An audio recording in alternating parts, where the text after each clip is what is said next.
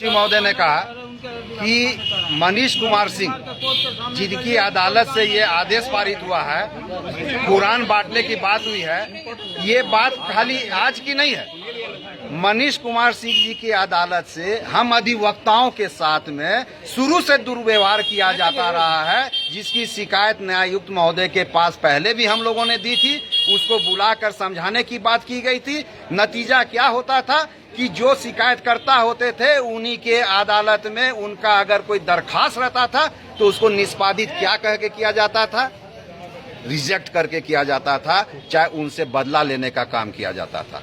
आज जो जजमेंट उन्होंने दिया है वो मौलिक अधिकार जो एक नागरिक का है, राइट टू रिलीजन का, राइट टू स्पीच का, उस दोनों का हनन करने की बात आई है सामने में। हमको अपना धर्म मानने का पूरा स्वतंत्रता है, हम अपना धर्म को मान सकते हैं, लेकिन कोई भी किसी धर्म को मानने के लिए, उसका प्रचार कराने के लिए आप हमको बाध्य नहीं कर सकते हैं। हमारी स्पीच की जहां तक बात होती है, हमने एक फॉरवर्ड किया मैसेज का, अगर आप उस मैसेज को देखने का काम करेंगे तो बात इतना ही खाली आया था उसमें, जहां तक मेरी जानकारी में है कि एक महिला, एक बच्ची ने एक फॉरवर्ड, उसके पास मैसेज आया था जिसको उसने फॉरवर्ड किया था। वो मैसेज ये था कि जो माउथ ब्लीचिंग की जो झारखंड में बात हो रही है तो उसमें कोई बात कहा गया था, तो इसने शायद उसको फॉरवर्ड किया था कि खाली आतंकवादी बनने की बात होती है तो एक समुदाय में काय होती है।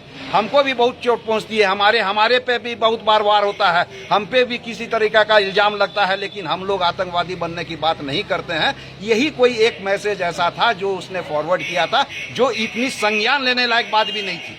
मैं तो आश्चर्य करता हूं कि जो इसके सूचक है, इस मुकदमे के जो सूचक हैं, जो अंजुमन इस्लामिया पिठोरिया के जो भी सूचक हैं इसमें, कि एक बच्ची पे इस तरीके का इल्जाम लगाने के पहले उनको भी सोचना चाहिए था। प्रशासन ने, पुलिस विभाग ने उनको जिस तरीके से कस्टडी में लिया, मैं उसका भी विरोध करता हूं। किसी भी मुकदमे में सुप्रीम कोर्ट का डायरेक्शन है, सीआरपीसी में प्रोविजन है कि 41A का आपको पहले कंप्लायंस करना है, उसके बाद अरेस्ट का काम करना है। आपने नोटिस देने का काम नहीं किया है। हमारे सीआरपीसी में 440 या 436 से लेके सेक्शन 436 से लेके 440 में प्रोविजन दिया गया है कि आप किस किस कंडीशन में बेल दीजिएगा, क्या क्या इम्पोज कीजिएगा। वैसे किसी कंडीशन में आज तक ऐसा इम्पोज करने का काम किसी न्यायालय के द्वारा नहीं किया गया है, और सीआरपीसी में भी वर्णित नहीं है कि आप इस तरह का किसी को इम्पोज करिएगा। ये तो एक बात हुई कि उस बच्ची के दिमाग में क्या बीत रही होगी, ये कल्पना करने की बात है। जो बच्ची आज तक नहीं जान पाती है पूरे धर्म समाज को, अगर उसको आप कंपेल करने की बात आ रही है, उसके माध्यम से आप उसको बंटवाने का काम कर रहे हैं, तो ये कोई सोच की बात हो सकती है। हो सकता है अदालत ने बहुत अच्छा सोचा